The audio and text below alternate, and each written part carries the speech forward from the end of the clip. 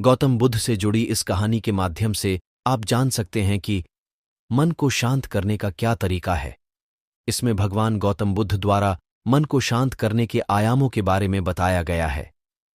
जानते हैं इस कहानी के बारे में जिससे आपका जीवन बदल जाएगा। एक बार एक लड़का गौतम बुद्ध के पास जाकर कहता है, मेरे जीवन में बहुत अशांति है, कृपा करके आप मेरा मार्गदर्शन कीजिए जिससे कि मैं इस अशांति से छुटकारा पा सकूं। गौतम बुद्ध लड़के से जीवन की अशांति का कारण पूछते हैं।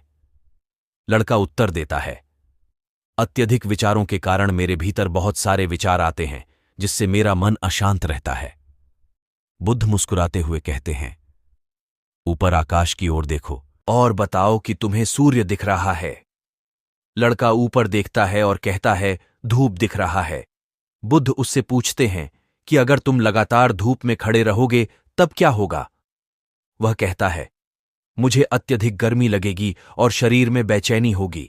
बुद्ध लड़के से कहते हैं कि अगर धूप में खड़े रहने से तुम्हें गर्मी लगती है तो इसमें दोष किसका है? सूर्य के ताप का या तुम्हारा? लड़का कुछ सोचने के बाद कहता है, इसका जवाब आप भी बताइए। बुद्ध कहते हैं, सूर्य का काम है ताप देना और ताप का काम है गर्मी लगना। ऐसे में तो दोष तुम्हारा ही है कि तुम धूप में जाकर खड़े हुए जिससे कि तुम्हें गर्मी लगी। तुम्हें अगर शीतलता चाहिए तो तुम्हें छांव में रहना होगा। ठीक इसी तरह चंचल मन का भी स्वभाव होता है विचारों और भावनाओं को जागृत करना। विचार क्षण भर के लिए होते हैं, लेकिन विचार से पैदा हुई भावनाएं देर तक टिकी रहती हैं। लेकिन यह तुम्हें निर्णय लेना है कि तुम्हें विचार और भावनाओं के साथ चलना है या अलग दिशा बनानी है। बुद्ध कहते हैं, मन को शांत करने के लिए तन के आयाम पर काम करना सबसे आसान तरीका है। शरीर के स्तर पर हमारी कर्मेंद्रियां और ज्ञानेंद्रियां हैं। कर्मेंद्रियां कर्म और ज्ञानेंद्रियां ज्ञान से जुड़ी होती हैं। इससे हम अपनी संवेदनशीलता को बढ़ा सकते हैं, यानी हम जो भी काम करें उसे आनंद के साथ करें।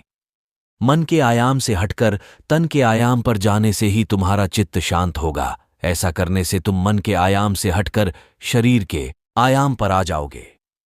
ठीक उसी तरह जैसे तुम धूप से हटकर छांव में आ सकते थे। मन के आयाम से हटने पर तुम्हारी जागरूकता तन पर आ जाएगी।